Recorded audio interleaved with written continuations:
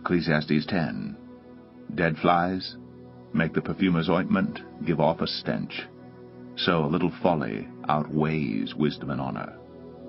A wise man's heart inclines him to the right, but a fool's heart to the left.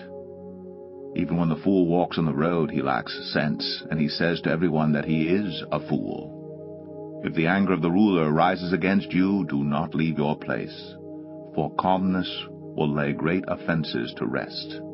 There is an evil that I have seen under the sun, as it were an error proceeding from the ruler.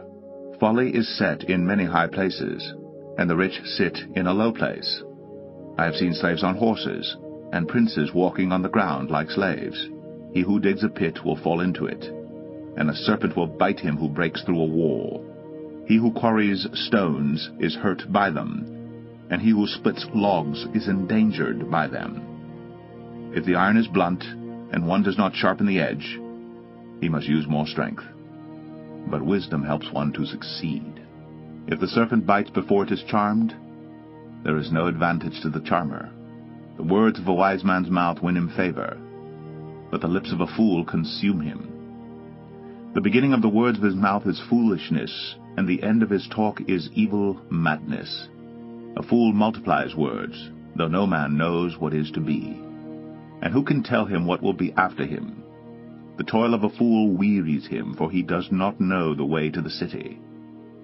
Woe to you, O land, when your king is a child, and your princes feast in the morning. Happy are you, O land, when your king is the son of the nobility, and your princes feast at the proper time, for strength, and not for drunkenness.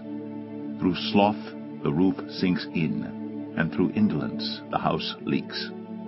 Bread is made for laughter, and wine gladdens life, and money answers everything. Even in your thought do not curse the king, nor in your bedroom curse the rich. For a bird of the air will carry your voice, or some winged creature tell the matter. Ecclesiastes 11. Cast your bread upon the waters, for you will find it after many days.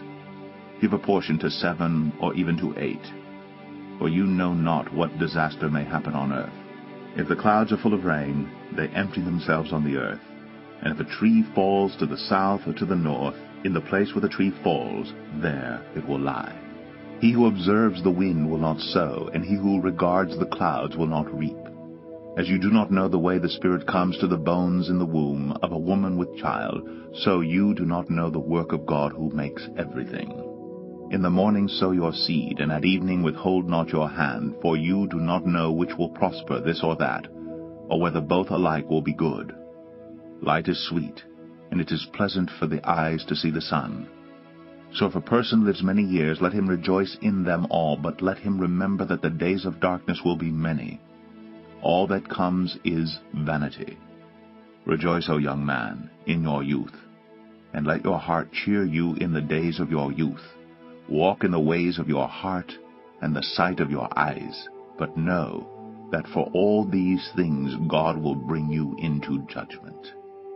Remove vexation from your heart, and put away pain from your body, for youth and the dawn of life are vanity. Ecclesiastes 12. Remember also your Creator in the days of your youth, before the evil days come, and the years draw near of which you will say, I have no pleasure in them, before the sun and the light and the moon and the stars are darkened, and the clouds return after the rain, in the day when the keepers of the house tremble, and the strong men are bent, and the grinders cease because they are few, and those who look through the windows are dimmed, and the doors on the street are shut, when the sound of the grinding is low, and one rises up at the sound of a bird, and all the daughters of song are brought low. They are afraid also of what is high, and terrors are in the way. The almond tree blossoms, the grasshopper drags itself along, and desire fails, because man is going to his eternal home, and the mourners go about the streets. Before the silver cord is snapped, or the golden bowl is broken, or the pitcher is shattered at the fountain, or the wheel broken at the cistern, and the dust returns to the earth as it was, and the spirit returns to God who gave it. Vanity of vanities, says the preacher. All is vanity. Besides being wise, the preacher also taught the people knowledge, weighing and studying and arranging many proverbs with great care. The preacher sought to find words of delight, and uprightly he wrote words of truth. The words of the wise are like goads, and like nails firmly fixed are the collected sayings. They are given by one shepherd. My son, beware of anything beyond these. Of making many books there is no end, and much study is a weariness of the flesh. The end of the matter, all has been heard. Fear God, and keep his commandments. For this is the whole duty of man. For God will bring every deed into judgment, with every secret thing, whether good or evil.